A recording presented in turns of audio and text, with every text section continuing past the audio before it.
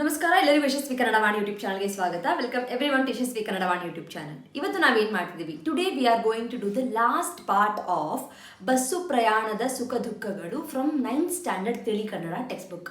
9ನೇ ತರಗತಿಯ ತಿಳಿ ಕನ್ನಡ ಟೆಕ್ಸ್ಟ್ ಬುಕ್ಕಿಂದ ಕೊನೆಯ ಭಾಗ 4 ಬಸ್ಸು ಪ್ರಯಾಣದ ಸುಖ ದುಃಖಗಳು. So if you have not watch the last 3 parts, I request you to go and watch all the 3 parts.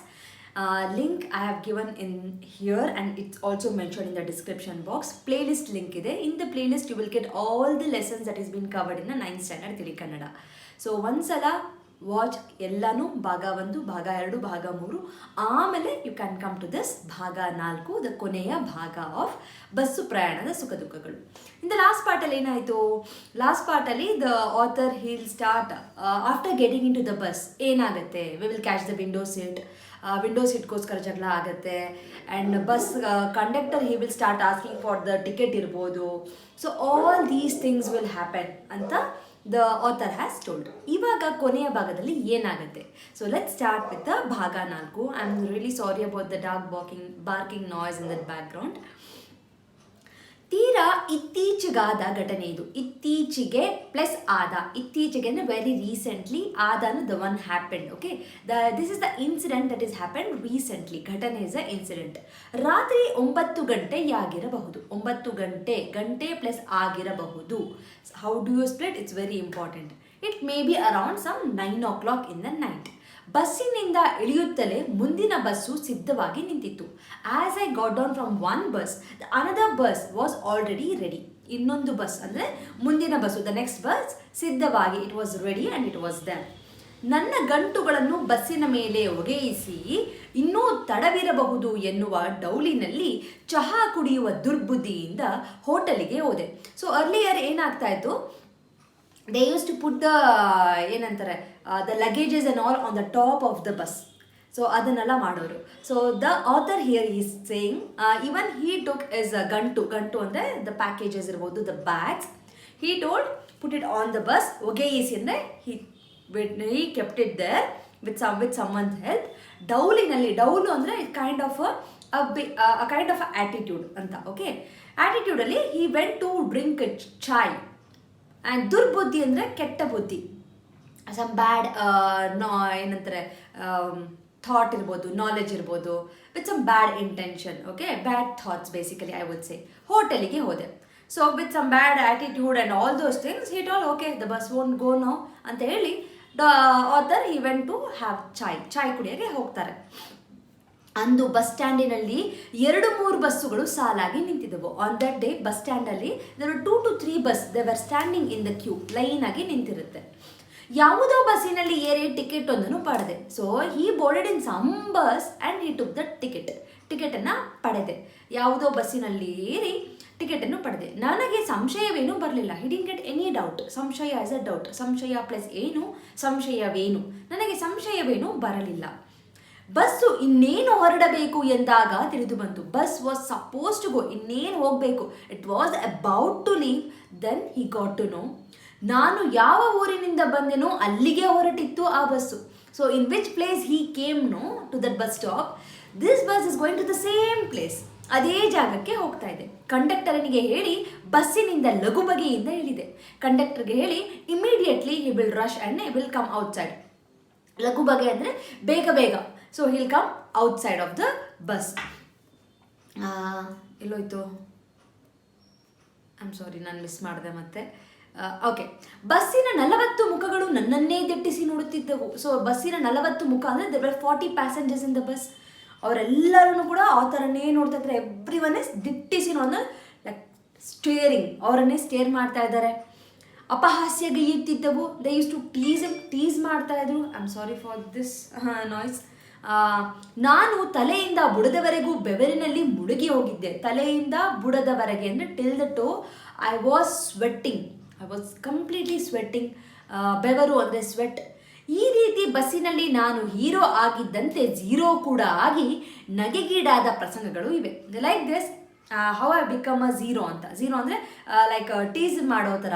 So sometimes I have become a hero and few times like this even I have become zero also. This is one of such kind of incident and the author is quoting here.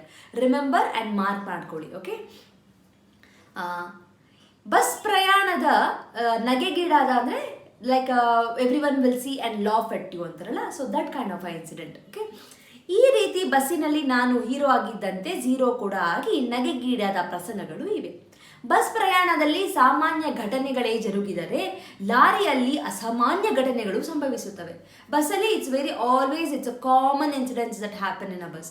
But mostly ಯಾರು ಲಾರಿನಲ್ಲಿ travel ಮಾಡಲ್ಲ. Most of them they will never travel in the lorry.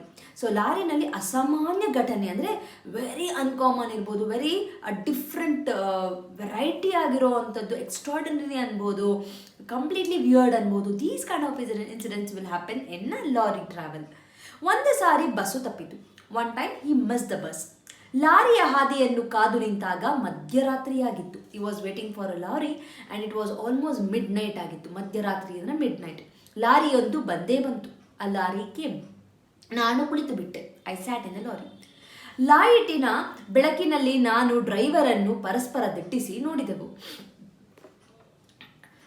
Driver ಮತ್ತು author ಇಬ್ರು ಕೂಡ they will look at each other. ಇಬ್ರು ಕೂಡ ಆ ಲೈಟಲ್ಲಿ they will start looking at each other. ಆತನ ನೋಟಕ್ಕೆ ನಡುಗಿ ಹೋದೆ. The author was completely shivering because of his look. ಎಲ್ಲೋಯ್ತು? ಕೈಯಲ್ಲಿ ಹೊಸದಾಗಿ ಕೊಂಡ ವಾಚು ಇತ್ತು. ಸೊ ಆಥರ್ ಹತ್ರ there was a new watch that he had bought. ಅವ್ರ ಕೈಯಲ್ಲಿ ಇತ್ತು. ಕಿಸೆಯಲ್ಲಿ 60-70 ರೂಪಾಯಿ ಇದ್ದವು. So for that time 60-70 rupees is very huge. ತುಂಬ ಜಾಸ್ತಿ ಅದೆಲ್ಲ. ಸೊ 60-70 rupees ಕೂಡ ಕಿಸೆ ಅಂದರೆ ಪಾಕೆಟ್. ಸೊ ಪಾಕೆಟಲ್ಲಿ ಹ್ಯಾಡ್ ಅರೌಂಡ್ 60-70 rupees. ಈ ಹಣದ ಆಸೆಗಾಗಿ ನನ್ನನ್ನು ಕಡಿದು ತುಂಡು ಮಾಡಿ ರೋಡ ಬದಿಗೆ ಬಗೆದರೆ ಏನು ಗತಿ? So author he started feeling, ಈ ದುಡ್ಡಿಗೆ ಆಸೆಗೋಸ್ಕರ, because he wanted money, or if you wish that he want to money or you want the watch, what if he kill me? He will break me and he will push me out of the lorry and push it to the road. ಏನು ಮಾಡೋದು? What can I do at that time? 10 ನಿಮಿಷಕ್ಕೊಮ್ಮೆ ನನ್ನೆಡೆ ದೃಷ್ಟಿ ಬೀರುವ ವ್ಯಕ್ತಿಯ ಮೇಲೆ ನನ್ನ ವಿಶ್ವಾಸ ಹಾರಿತು. For every 10 minutes, the driver used to look at him. ವಿಶ್ವಾಸ ಅಂದರೆ trust. The author, he lost the trust on the driver. ವಿಶ್ವಾಸ ಹಾರಿತು ಅಂದರೆ he lost the trust. ಇದೆ ಡವ ಡವ ಎನ್ನುತ್ತಿತ್ತು. Heart started pounding. ನಾನು ಇಳಿಯಬೇಕಾದ ಸ್ಥಳ ಬರುವವರೆಗೂ ಜೀವದಲ್ಲಿ ಜೀವವಿರಲಿಲ್ಲ. Till I reach the place that I wanted to get down. ಅಲ್ಲಿ ತನಕ my life was not there in my body. ಅಲ್ಲಿ ಇರಲಿಲ್ಲ. ಇಲ್ಲಿ 2 ಅರ್ಥ ಇದೆ. ಜೀವದಲ್ಲಿ ಜೀವವಿಲ್ಲ. ಸೊ ಜೀವದಲ್ಲಿ ಅಂದರೆ ಇನ್ ಮೈ ಬಾಡಿ, ಜೀವ ಇಲ್ಲ ಅಂದರೆ ದೆರ್ ಈಸ್ ನೋ ಲೈಫ್ ಅಂತ. ಓಕೆ, ಎರಡಕ್ಕೂ the meaning would be same, but how we portray the sentence is completely different. So this you will understand slowly as you learn more into the vocabulary and you start more the reading Kannada books. ಆವಾಗ ನಿಮಗೆ clear ಆಗಿ ಅರ್ಥ ಆಗುತ್ತೆ. So I will keep it simple now. ಡ್ರೈವರನ್ನು ನನ್ನನ್ನು ಜೀವಂತ ಬಿಟ್ಟಾಗ ಅವನು ಹೇಳಿದ ಹಣಕ್ಕಿಂತ ಹೆಚ್ಚಿನ ಹಣ ಕೊಟ್ಟೆ. So driver finally he took him to the right place and he dropped him to the right place. So avaga author, he gave the driver the more money than the driver asked. The driver ಏನು ಕೇಳಿದ್ರು ಅದಕ್ಕಿಂತ ಜಾಸ್ತಿ ಅಮೌಂಟ್ನ the author gave it to the driver. ಸಲಾಂ ಸಾಬ್ ಎನ್ನುವ ಆತನ ನುಡಿಯನ್ನು ಕೇಳುವ ವ್ಯವಧಾನವಿರದೆ ಓಡಿಯೇ ಬಿಟ್ಟಿದ್ದೆ. In return the driver told ಸಲಾಂ ಸಾಬ್ ಅಂತ, but the author was so scared and he was so shivering, he didn't even listen to that salam saab. He started running and he already ran off from that place. ಓಡಿಯೇ ಬಿಟ್ಟೆ, I ran off from that place. Bus ಪ್ರಯಾಣವು ಈ ರೀತಿ ನನ್ನ ಅನುಭವದ ವಲಯವನ್ನು ವಿಸ್ತರಿಸಿದೆ. Bus ಪ್ರಯಾಣ ಈ ಥರ ಇಟ್ ಕಂಪ್ಲೀಟ್ಲಿ ಎಂಗೇಜ್ಡ್ ಹಿಮ್. ಎಕ್ಸ್ಪೀರಿಯನ್ಸ್ನ ಬ್ರಾಡಾಗಿ ಇಟ್ ಟುಕ್ ಹಿಸ್ ಎಕ್ಸ್ಪೀರಿಯನ್ಸ್. ವಿಸ್ತರಿಸಿದೆ ಅಂದರೆ ಎಕ್ಸ್ಪ್ಯಾಂಡ್ ಮಾಡಿದೆ. ಜೀವನದಲ್ಲಿ ಇನ್ ದ ಲೈಫ್ ಆಸಕ್ತಿಯನ್ನು, ದ ಪ್ಯಾಷನ್ ಇರ್ಬೋದು, ಹುಟ್ಟಿಸಿದೆ. It has created the passion in the life. ಯಾವುದು? ಟ್ರಾವೆಲ್. ಬರಡು ಬಾಳಿನಲ್ಲಿ ಆಶೆಯ ಚಿಗುರನ್ನು ಮೂಡಿದೆ. My life is like a completely droughted land ಥರ. In the droughted land I have got the hope of living. So that is given by the travel ಅಂತ the author is saying here.